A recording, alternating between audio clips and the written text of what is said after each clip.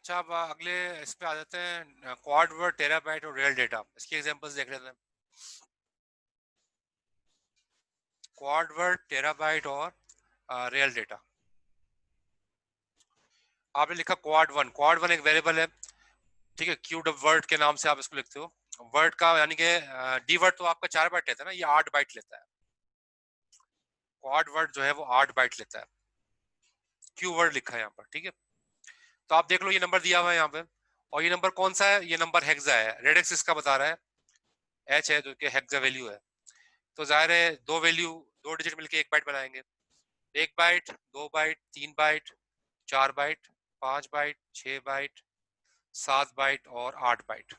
तो 8 बाइट पूरे हो गए, जो कि क्वाड वर्ड के अंदर 8 बाइट से ज्यादा नहीं आ सकता, और ये 8 बाइट यहाँ पर पूरे हो गए।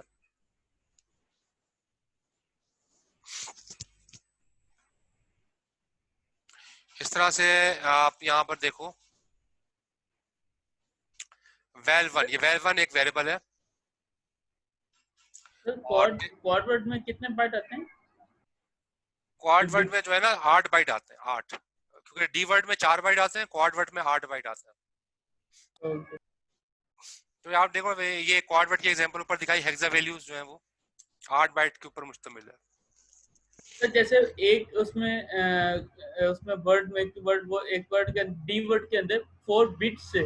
4 बाइट। तो बिट्स, अच्छा 4 बाइट्स होते हैं। जी, ठीक।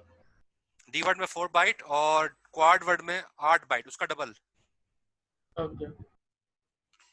अब देखिए, वेल वन एक वेरिएबल है, ये टेराबाइट को सेव करेगा। टेराबाइट में देखो कितने बाइट आते हैं, 1, 2, 3, 4, 5, 6, 7, 8 और 9, 10 बाइट्स का होता है टेराबाइट। टेराबाइट के अंदर 10 बाइट। क्वाड वर्ड में 8 बाइट होते हैं मैक्सिमम, और वेल वन जो कि टेराबाइट जिसकी डेटा टाइप है, उसमें मैक्सिमम आप 10 बाइट जो है वो दे सकते आखिर में सर ए एच आता है। हो। नहीं, 9A है ये, ए 9A वो है। हेक्सा का है, ओ, ए हेक्सा हेक्सा का है का ना, है। 9A है। और आखिर में एच इसका रेडिक्स है। Okay sir. फिर आपने अगली वैल्यू देखो, आप real value, are val one, ये भी एक वेरिएबल है। और रियल 4 का मतलब है कि ये रियल टाइप का वेरिएबल है, जो कि 4 बाइट्स लेगा। और आपने इसमें लिखा है -2.1, ये जो कि डेसिमल वैल्यू है। तो नेगेटिव वैल्यू भी होल्ड कर सकता है ये, और जो फ्लोटिंग वैल्यूज है पॉइंट के अंदर, ये आपको पहले बताया था मैंने कि जो फ्लोटिंग वैल्यूज होती है पॉइंट्स के अंदर, वो रियल वैल्यू डेटा टाइप जो है उसको होल्ड कर सकती है। इस तरह रियल 2, ये आपने कोई वेरिएबल बनाया रियल वैल्यू 2 के नाम से, ये रियल 8, ये 8 बाइट होल्ड करेगा। और ये इस तरह से लिखा है 3.2, और ये एक्सपोनेंट में लिखा है, एक्सपोनेंट में पावर है -260, बड़ी फिगर है। तो इसको मतलब इसको इतनी वैल्यूज को, ये बड़ी रेंज को होल्ड कर सकता है।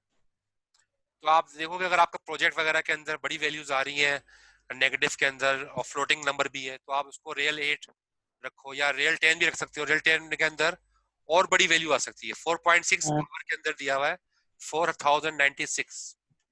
तो ये सर तो रियल बड़ी, 8 कितने बाइट का होगा? 10 बाइट का रियल 8, 10 बाइट का रियल 8, 8 बाइट का रियल 4 बाइट का।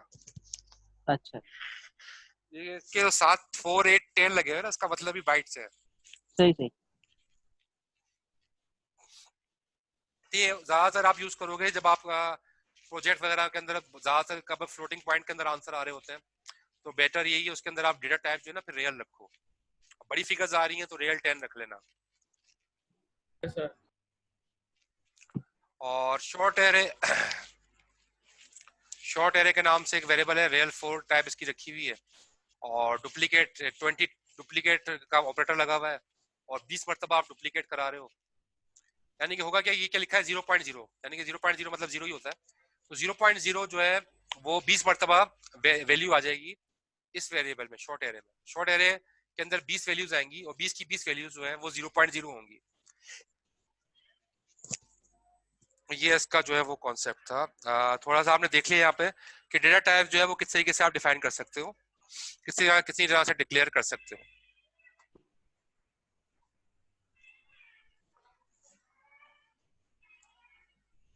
लिखा हुआ है स्लाइड एलएमएस पे रखी है, सारी स्लाइड्स एलएमएस पे रखी हुई हैं। जितनी स्लाइड्स हम पढ़ेंगे वो सारी की सारी स्लाइड्स हमारा सेमेस्टर शुरू होने से पहले ही मैंने वहां रख दी थी एलएमएस पे। तो और रिकॉर्डेड वीडियोस भी मैं सारी एलएमएस पे रख रहा हूँ। तो आप जाके देखिएगा, आज से पहले जितने लेक्चर हुए हैं सबकी रिकॉर्डेड वीडियोस वहां पर मौजूद है, स्लाइड्स वहां पर मौजूद है, और बुक मौजूद है। और क्विज जो मैंने अभी आपका लिया था उस क्विज का लिंक भी मैंने वहीं रखा था। और क्विज आपके चेक हो चुके हैं, बस मार्क्स मैं आपको लगा दूंगा आज कल में, आप मार्क्स भी देख लीजिएगा। और उसका मैं मॉडल सॉल्यूशन भी रख दूंगा क्विज का, क्विज और उसका मॉडल सॉल्यूशन भी मैं एलएमएस पे रख दूंगा, ताकि आपको सारी चीजें वहां पर अवेलेबल हो जाए।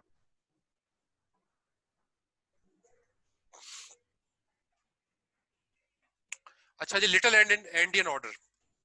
लिटिल एंडियन ऑर्डर क्या है?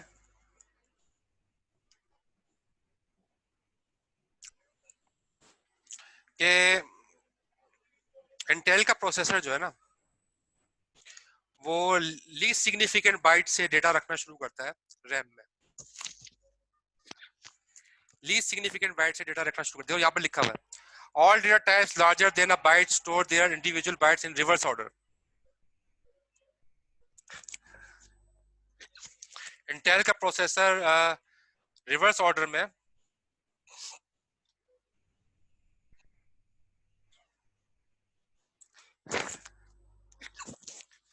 इंटेल का प्रोसेसर जो है वो रिवर्स ऑर्डर के अंदर वैल्यूज को जो है वो स्टोर करता है। तो आप यहाँ पर देखो वैल्यूज नजर आ रही हैं आपको, 1 2 3 4 5 6 7 8, ये 4 वैल्यूज है। मतलब पूरी वैल्यूज तो हेक्सा की एक ही है, आखिर में एच लगा हुआ है, रेडिक्स ये बता रहा है हेक्सा वैल्यू है, लेकिन आपको ये पता है कि हेक्सा के 2 डिजिट मिलके एक बाइट बनता है। और लीस्ट सिग्निफिकेंट बाइट से डेटा रखना शुरू होगा रैम के अंदर।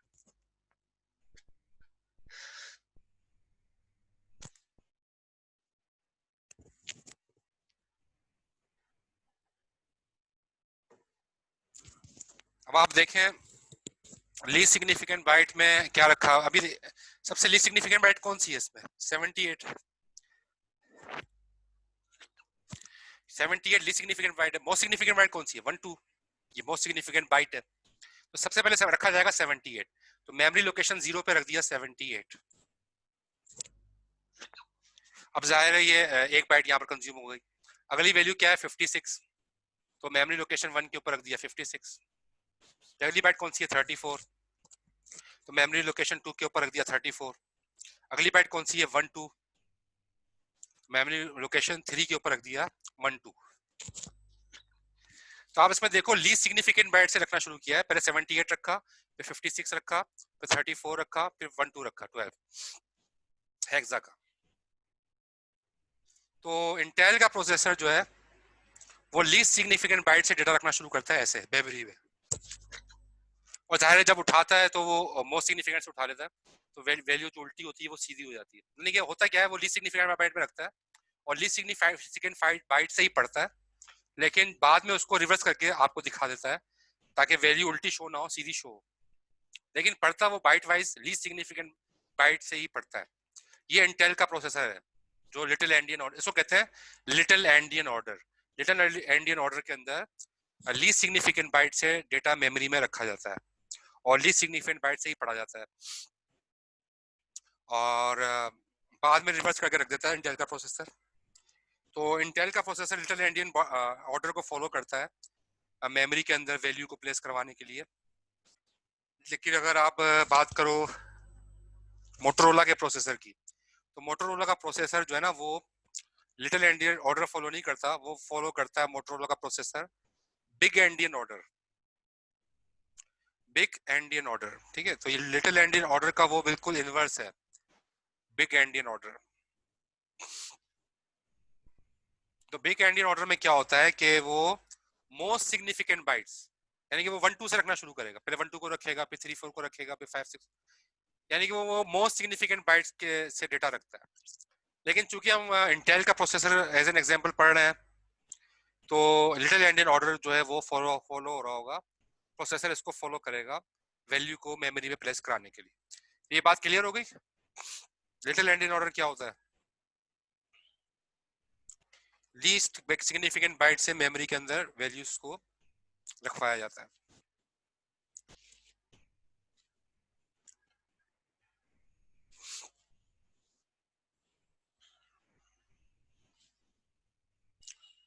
अच्छा, ये एक प्रोग्राम है जिसके अंदर एडिशन सब्ट्रैक्शन हो रही है। तो आपने रखा वेल वन डीवर्ट टाइप का वेरिएबल है। डीवर्ट टाइप का तो जाहिर है 4 बाइट लेगा, और इसके अंदर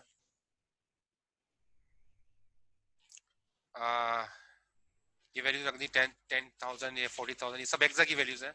वेल 2 में 40,000 रखा हुआ है हेक्सा का, वेल 3 में जो है ये 20,000 रखा है हेक्सा का, और फाइनल डीवर्ट वैल्यू जो है ये क्वेश्चन मार्क, ये अनइनिशियलाइज्ड है, रन टाइम के ऊपर इसके ऊपर इनिशियलाइज करेंगे आप। फिर आपका मेन प्रोग्राम डॉट कोड करके मेन प्रोसीजर आ जाएगा। मूव ई एक्स वेल वन में क्या वैल्यू रखी थी, वेल वन में रखी थी 10,000, तो आपने ये मूव करा दी ई एक्स के अंदर। तो 10 ई एक्स किसमें, ई एक्स में क्या आ गया 10,000 हेक्सा का। फिर ऐड करा दिया ई एक्स में वेल टू में क्या रखा है 40,000, तो 40,000 जब 10,000 में ऐड होगा तो 50,000 हो जाएगा। तो ई एक्स में क्या वैल्यू आ जाएगी 50,000। फिर सब्ट्रैक्ट किया ई एक्स में से वेल थ्री में क्या रखा हुआ है 20,000, तो 50 में से 20 निकाले तो जवाब आएगा 30,000। ठीक है, तो आखिर में ई एक्स के अंदर जो है 30,000 होगा, यहाँ पर लिखा है रिजल्ट ई एक्स के अंदर 30,000 होगा हेक्सा का। और 30,000 आप कहाँ मूव करा रहे हो, ये फाइनल रिजल्ट में, ये आपका वेरिएबल है जो हमने शुरू में लिखा था। फाइनल रिजल्ट जो है रन टाइम के ऊपर इनिशियलाइज होगा, रन टाइम के ऊपर आप इनिशियलाइज करा रहे हो उसको, कि ई एक्स की वैल्यू यहाँ मूव करा रहे हो, 30,000 यहाँ पर मूव हो जाएगा, और अब फाइनल वैल्यू के अंदर जो है वो 30,000 आ जाएगा। कॉल डम रजिस्टर करोगे तो डम रजिस्टर दोबारा से अगर आप देखोगे तो यहाँ तो नहीं दिखाया, डम रजिस्टर देखोगे तो आपको ई एक्स के अंदर 30,000 नजर आएगा। एक छोटा सा प्रोग्राम है, सिर्फ इसमें ये दिखाया गया है कि कुछ बातें यहाँ पर नोट करने की है इस प्रोग्राम के अंदर, जो मैं आपको बताता हूँ। देखो डेटा टाइप क्या रखी है, डेटा टाइप है डीवर्ट, वेरिएबल का नाम तो वेल वन है, और डेटा टाइप क्या है डीवर्ट। सारे वेरिएबल्स जो है वो डीवर्ट टाइप के हैं, और डीवर्ट का मतलब है 4 बाइट। तो आप रजिस्टर भी वही यूज करोगे ना जो 4 बाइट होल्ड कर सके। तो वेल वन की वैल्यू मूव कहाँ करा रहे हो, ई एक्स में करा रहे हो, क्योंकि वेल वन भी 4 बाइट का है, और ई एक्स के अंदर भी 4 बाइट आ सकती है, ये आपको पता है, मैक्सिमम 32 बिट का होता है ना। आप मतलब ये नहीं कर सकते, आप अगर आप ये करोगे ए एक्स के अंदर मूव करा दो वेल वन, तो क्या ये हो सकता है? आप लिखो आगे move A X comma val one, तो क्या ये मूव हो सकती है वेल वन की वैल्यू ए एक्स में? No sir. नहीं हो सकती, क्योंकि वेल वन 32 बिट का है और ए एक्स 16 बिट का रजिस्टर है, तो ये डेस्टिनेशन रजिस्टर छोटा हो जाएगा ना, डेस्टिनेशन का साइज छोटा हो जाएगा, तो ये वैल्यू मूव नहीं हो सकती, 32 बिट 16 बिट में ट्रांसफर नहीं हो सकते, इसलिए ये इंस्ट्रक्शन जो है वो इसमें एरर आ जाएगा। तो इसमें फिर होगा क्या, सही सही क्या है, सही ये है कि आप लिखो मूव ई एक्स करो, क्यों ई एक्स जो है वो 32 बिट का है, 32 बिट के अंदर 32 बिट्स वैल्यू आ सकती है 30, तो आप लिखो ई एक्स कॉमा वेल वन।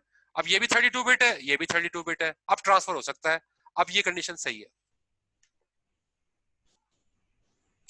ठीक है, तो ये इन चीजों का ख्याल करना, बाज़ औक़ात प्रोजेक्ट में, असाइनमेंट में, लैब में ये प्रॉब्लम्स बहुत होते हैं कि डेस्टिनेशन रजिस्टर की वैल्यू बड़ी होती है, सॉरी डेस्टिनेशन रजिस्टर की वैल्यू छोटी है, वेरिएबल की वैल्यू बड़ी है, आप मूव करा रहे होते हो, एरर आ रहा होता है, आपको पता नहीं चल रहा होता है ये क्या हो रहा है। ये आपको कॉन्सेप्ट क्लियर होंगे कि कौन सा वेरिएबल कितने बाइट ले रहा है, कौन सा रजिस्टर कितने बाइट ले रहा है, तो फिर इंशाल्लाह आपके कंफ्यूजन नहीं आएगा, बहुत सारे एरर्स नहीं आएंगे अगर आप इस कॉन्सेप्ट को लेके प्रोग्राम लिखोगे और सब चीजों को बाइट वाइज समझ के प्रोग्राम को इंटरप्रेट करोगे, तो बहुत सारी प्रॉब्लम्स नहीं आएंगी।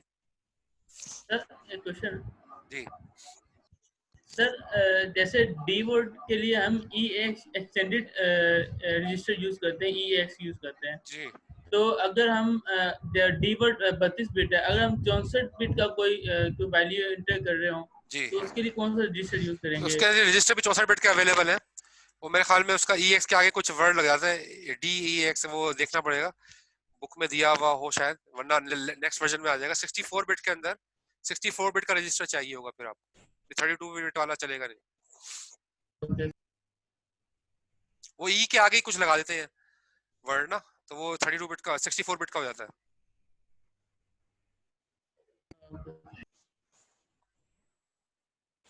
हम चूंकि लैब के अंदर और सब चीजों 32 बिट पे रिस्ट्रिक्ट है तो हम यहीं तक ही रखेंगे।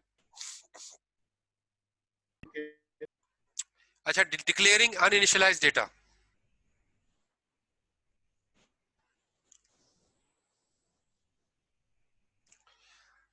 अनइनिशियलाइज्ड डेटा को डिक्लेयर जब आप करने जा रहे हो तो थोड़ा सा यहाँ पर एक कॉन्सेप्ट दिया गया है, आपने यूज किया dot data question mark. No sir. Dot data नहीं तो सर, यूज अभी किया यूज होगा नहीं किया। लेकिन डॉट डेटा क्वेश्चन जी मार्क यूज नहीं किया आपने ना, तो इन दोनों में फर्क है वो देख लें। अब यहाँ एग्जांपल दिखाइए, नीचे लिखा हुआ है डॉट डेटा स्मॉल एरे, ये तो यूज किया है डॉट डेटा जिसमें आप वेरिएबल डिक्लेयर कर रहे हो। स्मॉल एरे डीवर्ड टाइप का वेरिएबल है, 10 डुप्लीकेट यानी कि 10 टाइम रिपीट होगा, और 10 टाइम्स क्या रिपीट होगा, 0। 10 मरतबा 0 आ जाएगा स्मॉल एरे में, 10 मरतबा 0 आ जाएगा, और जाहिर है एक 0 जो है वो 4 बाइट लेगा क्योंकि डेटा टाइप डीवर्ड है, तो 10 मरतबा 0 आने का मतलब है टोटल 40 बाइट का ये वेरिएबल बन गया स्मॉल यस एरे। सर। अच्छा, डॉट डेटा क्वेश्चन मार्क, यही चीज हम डॉट डेटा क्वेश्चन मार्क में अगर हम लिखें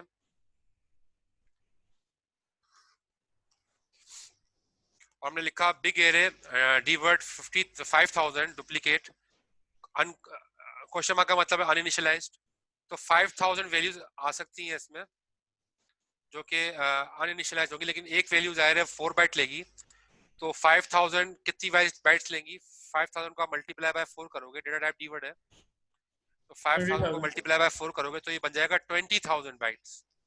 तो ये वेरिएबल जो है बिग एरे का ये 20000 बाइट्स रिजर्व करेगा, लेकिन ये नॉट इनिशियलाइज्ड है, ये रन टाइम के ऊपर रखेगा, अभी शुरू में नहीं रखेगा।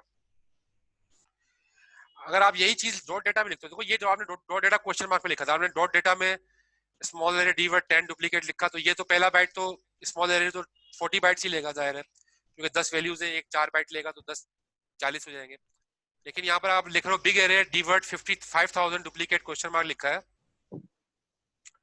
तो ये क्या करेगा, ये 20,000 बाइट्स ले लेगा, हालांकि अभी 20,000 अभी अनइनिशियलाइज्ड है, अभी तो जब आप रन टाइम पे रखोगे तब ये वैल्यू रखनी, तब ये बाइट्स रिजर्व होनी चाहिए, लेकिन ये शुरू में ही ये बाइट्स रिजर्व कर लेगा, 20,000 बाइट्स प्रोग्राम के शुरू में ही रिजर्व हो जाएंगे क्योंकि आपने डॉट डेटा यूज किया है।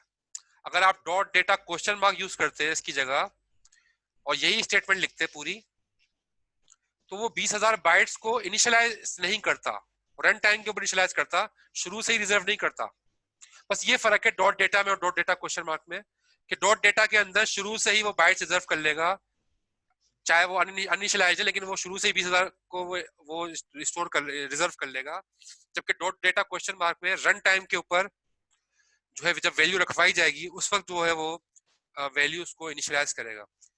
तो फायदा ये होता है, कभी कभी आप कोई वेरिएबल यूज नहीं करते प्रोग्राम में, फॉर एग्जाम्पल अगर प्रोग्राम के अंदर ये बिग एरे वेरिएबल यूज ही नहीं हो रहा तो आपके 20,000 तो बच जाएंगे ना,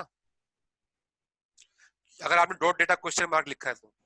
लेकिन अगर आपने सिर्फ डॉट डेटा लिखा है और आप बिग एरे प्रोग्राम में कहीं आगे यूज भी नहीं कर रहे हैं, तब भी आपके 20,000 बाइट्स जाया हो जाएंगे, क्योंकि ये 20,000 बाइट्स शुरू में ही रख लेगा, चाहे उसके अंदर वैल्यू रखवाओ या नहीं रखवाओ। बात क्लियर हो गई डॉट डेटा और डॉट डेटा क्वेश्चन मार्क में। एक सर एक क्वेश्चन छोटा सा, जी एक क्वेश्चन है सर, जी क्या हम डॉट डेटा क्वेश्चन मार्क के अंदर इनिशियलाइज वैल्यू लिख सकते हैं? हाँ, फिर जैसे तो वो डॉट डेटा के इनिशियलाइज हो अंदर जाए। हमने नॉट इनिशियलाइज भी लिख सकते डॉट डेटा क्वेश्चन मार्क में इनिशियलाइज वैल्यू लिख सकते हैं बिल्कुल, लेकिन डॉट डेटा क्वेश्चन मार्क हम जब भी ज्यादातर यूज करते हैं जब अनइनिशियलाइज वैल्यू बड़ी वैल्यू हो कोई हो और हम चाह रहे हो कि वो रन टाइम के ऊपर ही रखवाई जाए, और मतलब उसको उसके रन टाइम के अलावा उसके लिए अगर हम चाह रहे हैं कि स्पेस रिजर्व ना हो, तो बेटर यही है कि हम उसके लिए dot data question mark use करें। Okay sir, thank you. ठीक।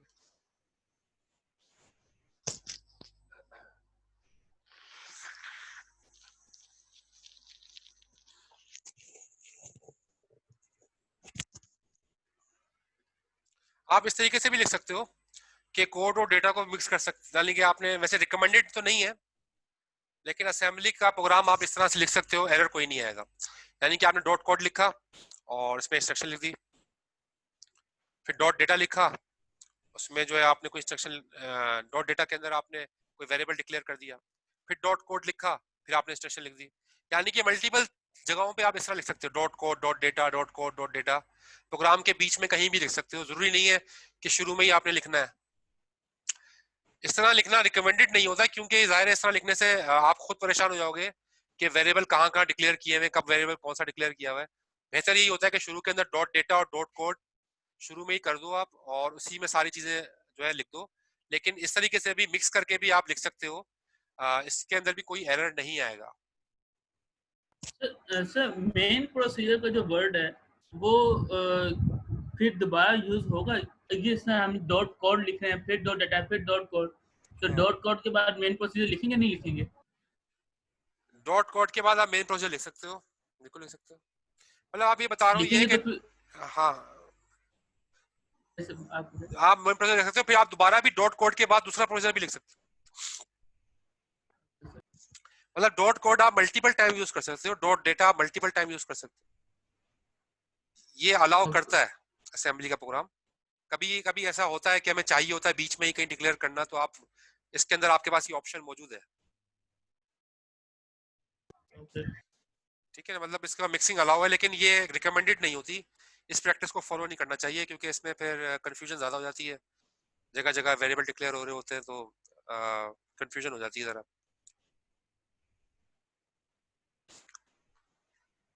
तो मेरे ख्याल में यहाँ तक आज की क्लास रख लेते हैं, एंड Yes, sir. करते हैं आज तक यहाँ तक का। और